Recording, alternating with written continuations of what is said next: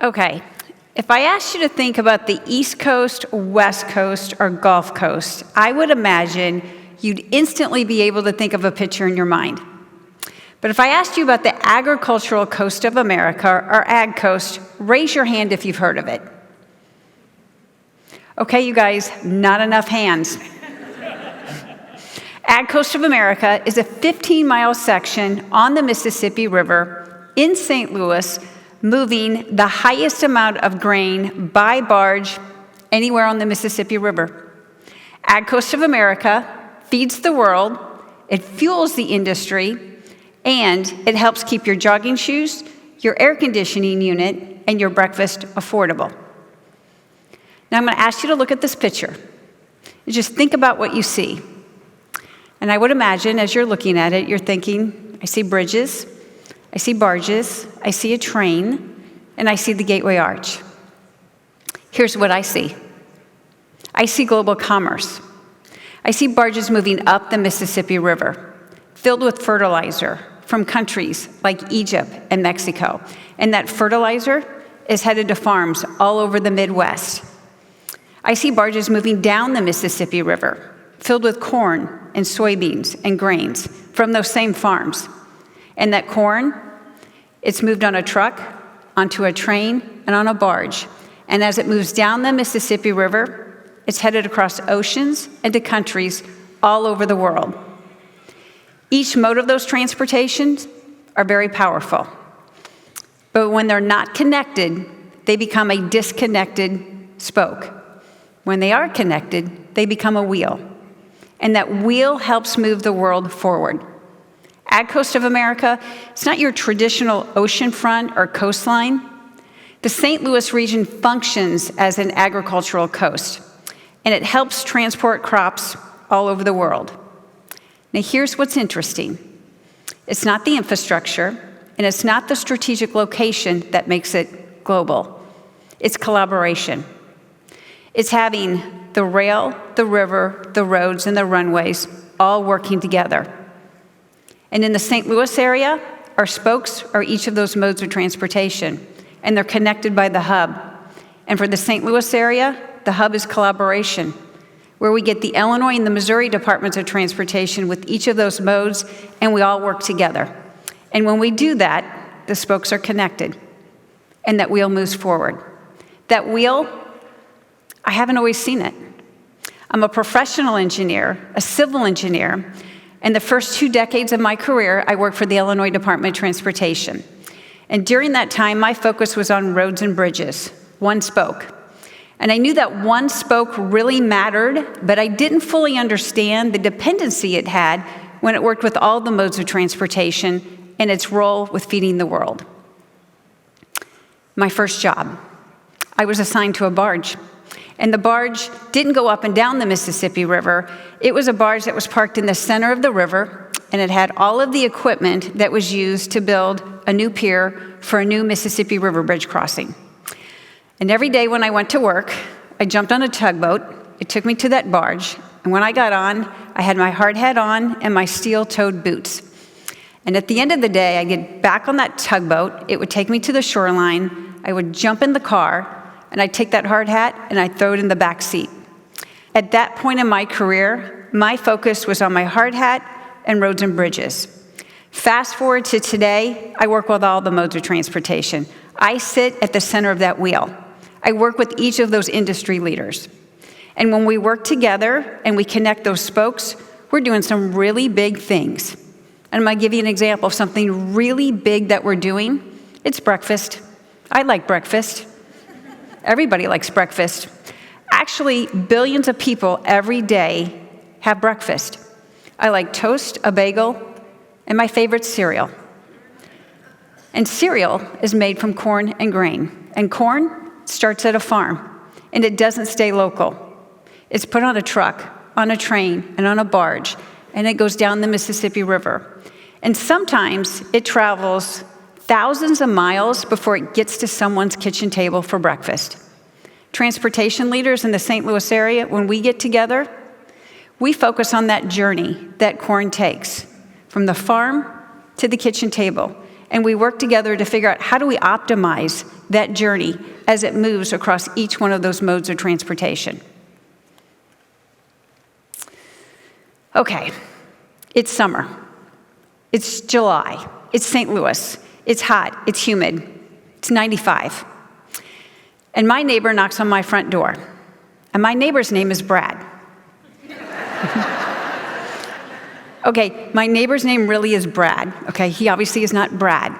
But for the record, I did go to the University of Missouri-Columbia. And for that 1 year, go Mizzou, for that 1 year, Brad Pitt was there. Yep. Okay, so you're going to wonder why I'm telling this story, because the ending isn't that great. But our paths never crossed, because for some reason, Brad was never hanging out at the School of Engineering. But for the purposes of this study, Brad knocks on my front door. And Brad says, Mary, I'm really sorry to tell you, but the contractor working on my pool has accidentally knocked out the power to the entire subdivision for the next 24 hours. I'm like, okay, thanks. So at that point, I quit thinking about Brad. And I start thinking about how I'm not going to have access to my air conditioning unit for the next 24 hours. And it reminded me on how I recently had replaced it, and how the supply chain actually impacted the cost of that air conditioning unit. And it turns out that when the second shift of workers couldn't get to work on time at an appliance plant because they were stuck in traffic on the interstate, the cost of my air conditioning unit went up. Transportation leaders, when we work together, not only are we focusing on how to address congestion on the interstate system, we're also thinking about worker efficiency at that appliance plant, and how to improve efficiency at that plant, and how to stabilize costs. Okay, so we talked about the wheel, and in the center, we've got something really unique going on in the St. Louis area. And that wheel turns, and we're doing big things, and one of the big things is breakfast, and the fact that I like cereal. And after I have my cereal, generally I try and work out. And I'm usually using the treadmill or a rowing machine, and I put on my workout clothes. And part of my workout clothes are my jogging shoes. And my jogging shoes cost upward of $100. And I wish they were cheaper, and they could be. The cost of those shoes are more than the laces, the fabric, or the mesh. Its transportation costs are embedded in there. And in our region, when a new international flight path was introduced from St. Louis to Europe, cost of those jogging shoes went down. And that's because my jogging shoes were carried in the belly of a plane, a commercial plane. And that's where my jogging shoes were. Transportation leaders, if we have just one mode of transportation working by themselves in isolation on just their individual problem, the cost of my jogging shoes, it goes up. But if all the leaders are working together and they fix it, the savings is a ripple effect, and it's passed on to each of the modes of transportation. And when that happens, the price of my jogging shoes go down, and my wallet is happier. Okay, so every year we set priorities for infrastructure. And sometimes that one project I think is going to surface to the top and be number one, it's not. Have you ever thought about how trains and barges impact your utility bill and the cost of gas at the gas station? Trains and barges carry crude oil and coal. Coal is used at the power plant, and that affects your utility bill. Crude oil is used to make gas that you buy at the gas station. Transportation leaders, when we get together, we're focusing on that journey that the crude oil and the coal are taking as it's moving along. And we're focusing on the efficiency as it moves from one mode to the other and how to streamline it. And when we do that, your utility bill goes down and the price of gas goes down at the gas station. So when we get all these industry leaders together, we've got to figure out what is our number one infrastructure project.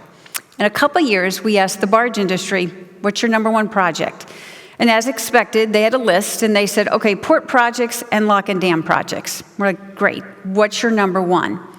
The barge industry said a rail bridge over the Mississippi River, a 130-year-old bridge. It's a $230 million replacement project. And we're like, okay, that's not what we were expecting. How come? The barge industry said that in order for them to be competitive, they need combined barge and rail rates. And so in order for them to be competitive, not only in our market, but within the nation, but in the global market, they needed those combination of rates. So there you have it. It's pretty simple.